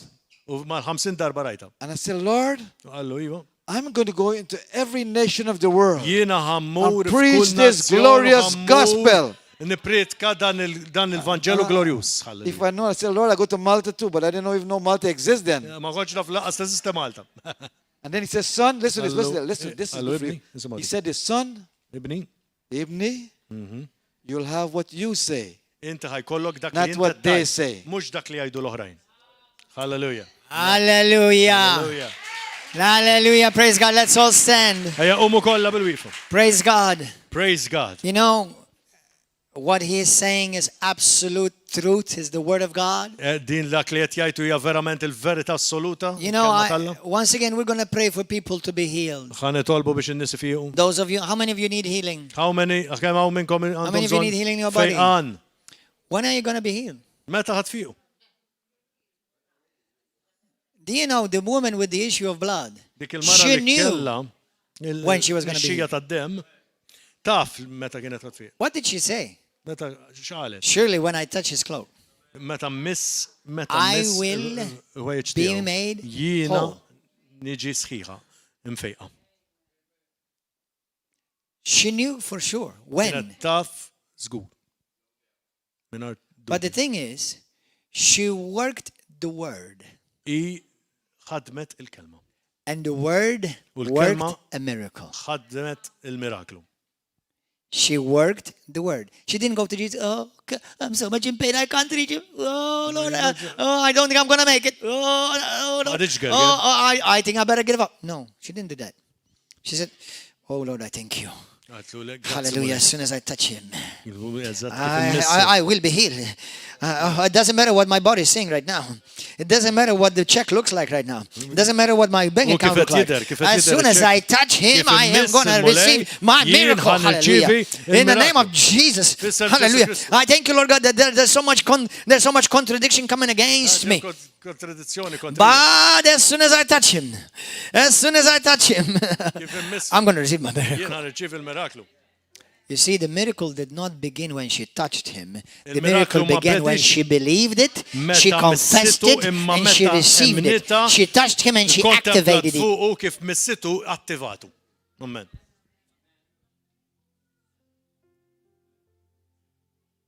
When is the miracle going to start? Meta ħajibda l-miraklu tiegħek? Well, when Evangelist Tallat Mohamed comes, I hope he comes soon so I can get my miracle. Meta jiġi Tallat Mohamed u nispera li jiġi malaj. Pastor, when are we going to have a healing service? Meta ħajkonna healing service, Pastor? How long have you been here? Kemm ilek hawn?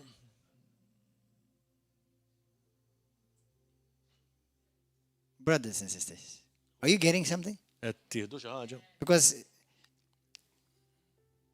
the miracle is here. Il-miraklu qiegħed hawn. Your miracle is here. Il-miraklu tiegħek qiegħed hawn. The great I am. Not the great I'm going to be. Il-kbir jinqu. Not the great I was. Mhux il-kbir li ħajkun jew the great I am is here.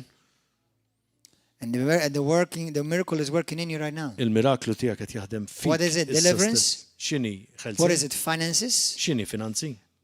In my spirit today I saw Fl-ispirtu tiegħi jiena rajt. somebody writing a check. X'ħadd qed jikteb ċekk. Somebody is about to write you a check and they're going to send it to you in the mail. Jiktblek ċekk u ħajtfaħħulek fil-post. You've been waiting for somebody to send you some money. Tistenna li xi ħadd qed jibgħatlek. And they're going to send you a check in the mail. U jibgħatlek ċekk fil-mail. I also heard in my spirit U jiena ħassejt fl-ispirtu. that money that has been withheld Dik il-flus li ġi miżmuma minnek. is going to come to you. ħajjiġu għandek. It's coming in this season. It's coming to ħajjiġu you. f'dan l-istaġun. In Jesus' name. Fissem Ġesu. The church is blessed in every area. Il-Knisja hija mbirka minn kull Nothing aspett. by right of creation or by right of redemption belongs to the devil. Xej fid-dritt tal-kreazzjoni u tal-redenzzjoni. Everything belongs to God and His Huwa children. tax-xitan imma kollox talla. Hallelujah. Amen. Let's lift up our hand. Ejja nollu jdejna. I want to pray for Pakistan. Let's pray for Nitlob għal Pakistan right now Pakistan. because they asked me to pray for them. Għax qaluli biex nitlob. Brothers, sisters, pastors, ministers in Pakistan. Kulħadd fil-Pakistan. And you are in Italy too. Anke And fl-Italja. people in Australia too. U fejn qegħdin fl-Awstralja. There are corrupt governments Hemm gvernijiet korrotti and other nations. u f'nazzjonijiet oħra wkoll. Go, pastors, Morru, Ministers. pastors, ministri. meditate upon the word of God which you just heard today Immeditaw fuq il-kelma talla li smajtu llum. and go and change your nation. U morru u bidlu n-nazzjon tagħkom. What about you say, I'm the only one? Għalfej jiena l-unika wieħed. Agree with God and you will be the majority. Aqbel malla u tkun fil-maġġoranza.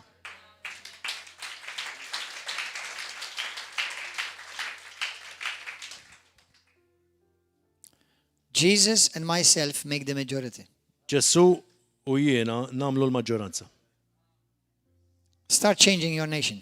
Biddel in-nazzjon. If there are righteous politicians, vote for them. In Malta now we Jekk have the hemm ABBA politikanti, political Christian party. The only one. Kristjani votaw għalihom. F'Malta F'Malta għandna il-partit politiku Kristjan, mamul minn Kristjan, insara kollha dal-votaw għalih. Amen. But use the power of the word of God spoken through your lips. Uża il-kelma qawwa talla Let's pray. minn fommok. Heavenly Father, we pray for Pakistan right Mr. now. Qadis nitolbu We pray for the għal-Pakistan. Pakistani Christians right now. Nitolbu għal-Pakistani. I pray that this word which has been Nitolbu released il-kelma today, li ġiet irrileċċata. many will feel it is for them in Li this tħossu hour. lija għalis In the għalihom name of din Jesus. is-sija, f'isem Ġesu. And Lord God, we boldly declare and Nirriva u decree niddikjaraw b'mod as determinat kingdom citizens, bħala ċittadini imitators tas-saltna, of God, bħala imitaturi ta' we Alla. decree today Aħna niddikjaraw that illum all wicked li and corrupt kull governments Kull oppressive gvern governments, korrottu agree li with me, brothers and oppressu sisters, are coming down in the ħajjaqgħu mighty name of kollha Jesus. f'isem Their Ġesu corruption Kristu. shall be exposed Il-korruzzjoni ħad tiġi in esposta Jesus' name. f'isem Ġesu And the Kristu. angel of the U Lord, l-anġlu angels will be sent tal-mulejlejn, l-anġli against them ħajjitbatu to bring them down and u li expose biex them iwaqqawhom u in the biex mighty jesponuhom name of f'isem Jesus. Ġesu Kristu. Lord God, your word says that your Mr. church, il-kelma tiegħek, your il-knisja people tiegħek, will be a il-nies mighty tiegħek mountain. huma It will be the montanja greatest qawwija mountain, u Lord l-ikbar God. montanja. Hallelujah. And all the nations of the Fuq world will il-nazzjonijiet flock to kollha li it. In ħajmorru Jesus' għandha name. f'isem This is Ġesu. the hour Dan that huwa the church l-mument. is shining. Dan huwa It's l-mument growing. l-Knisja It's going to be ħadd stronger,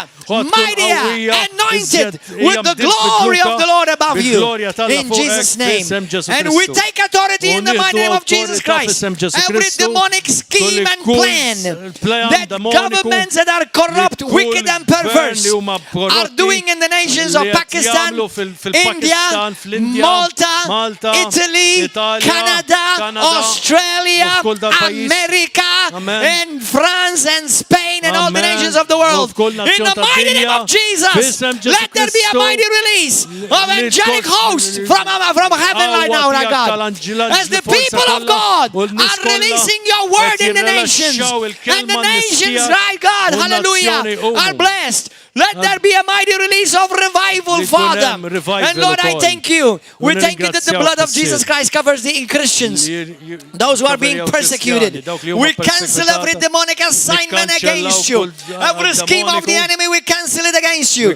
And we speak death to every plan, every scheme, every conjured up wicked, perverse witchcraft against you. We speak death to that camp in the name of Jesus. And I thank Lord God that your kingdom come. Your will shall be done in Pakistan, in India, in Malta, in Gozo, in America, in Canada, in Australia, Uganda, Nigeria, and all the nations of the world. In Jesus, the King of Kings' mighty name. Hallelujah. Hallelujah. Hallelujah. Hallelujah. Hallelujah. Thank you, Lord. Anybody here today want to give your life to Jesus Christ? Lift up your hand. Hallelujah. If you want to give your life to Christ, hallelujah. Say this prayer with me Jekk inti today. tittata ħajtek il-mulej għajd it-talba miegħi. Say, Heavenly Father, Il-Missir Qadis. I thank you for your son Jesus. Nirringrazzjak għal-ibnek Ġesu. I come under the authority. Jien niġi taħt l-awtorità. I submit myself Jiena nissottometti li under l-nifsi. the full authority Taħt l-awtorità of sħiħa Jesus ta' Christ. Ġesu Kristu. And right now, U issa stess, I decree jiena and niddikjara. boldly declare U niddikjara that Jesus is my b'mod Lord, qalbini bli Ġesu huwa Jesus is my Savior. is-sit and tiegħi, he is my King. is-Salvatur tiegħi u r-Re tiegħi. As I submit to Jesus Kif Christ, jiena nissottometti lil Ġesu, now I exercise my authority. jiena nażerċita To l-awtorità resist the tiegħi devil. biex jiena And nirreżisti he, the devil, x-xitan must flee. u x-xitan ikollu jitlaq. If you are a minister, a preacher, or a Christian that loves God, Kristjan li tħobb say this with l-Alla, me. għajdan miegħi. Father God, Missir Qadis. I agree with Apostle Jiena I agree with your servant niddikjara in the mighty name of Jesus Christ Ġesu Kristu. that we consecrate Li aħna our nikkonsagraw nation in-nazzjon to tagħna Jesus Christ. mill-Ġesu I Kristu. consecrate, Jien whichever nikkonsagra. nation you are right now, Liema consecrate it. nazzjon li int. We consecrate Aħna nikkonsagraw our nation il-nazzjon to tagħna Jesus li Christ. Ġesu Kristu. And every false god and idol Alla of fals, the nations kull are idolo coming fals ta' down kull in nazzjon Jesus' name. ħajjaqgħu f'isem We are not going to Ġesu. give up. Aħna We are mhux not se going to naqtaw give in. qalbna u mhux se naqtaw We are qalbna. destined to reign and to rule in this U mhux nation ħanċedu and in this hour. u f'dan il-moment. I will not quit Jien minix and I ħanitlaq cannot be defeated u minix ħaniġi because the magħdum. greater one Għax l-ikbar lives on wieħed the inside of me. qed jgħixu fija. In Jesus' name, F'isem Ġesu. I belong to Jesus. Jiena ta' Ġesu. Angels are ready Anġli lesti. to take charge over the word of biex God, jieħdu l-kelma spoken through my word. Jitkellmu minn ġo In kelma tiegħek. Jesus' F'isem mighty Ġesu. name.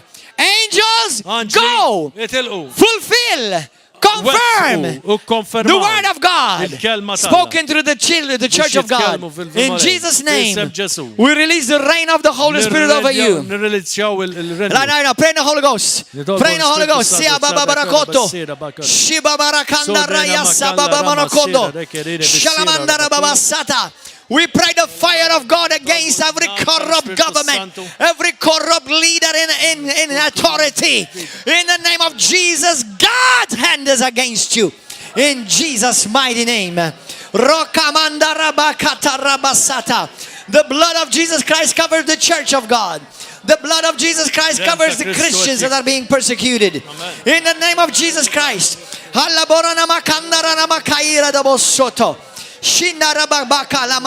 Somebody just had his eye. He was blind from one eye.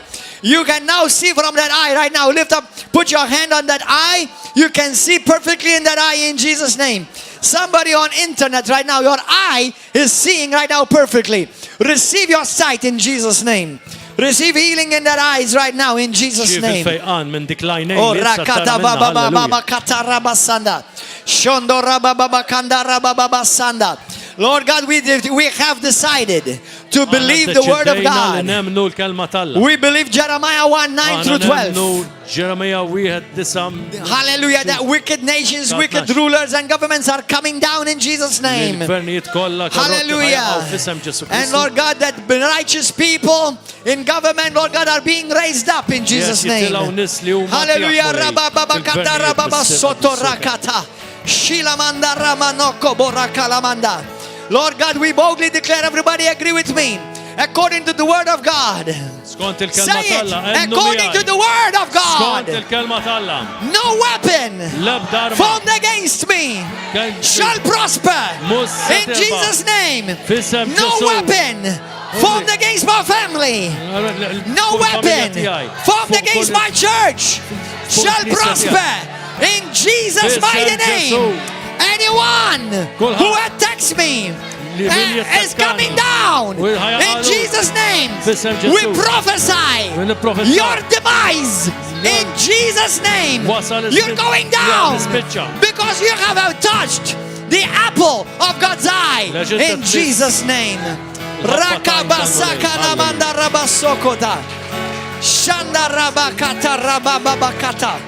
Sonda ramalabakata rabababasanda. Hallelujah, rabababasondo. Hallelujah. We simply believe the Bible. We believe the word of God. And we simply say what God says in Jesus' name. Sharabababakata. Oh ranamamakata lamaba. Oh rabakata basanda rabakata. Somebody's got pain under your ribs. Who's that person? Pain under your ribs. You've got pain under your ribs. Who is that person? You've got pain under your ribs. The Lord is healing you right now. Those of you need healing right now. You start thanking the Lord for your healing right now. Hallelujah. If you want to be filled with the Holy Ghost, right now, start thanking the Lord for filling you with the Holy Ghost. Right now, in Jesus' name.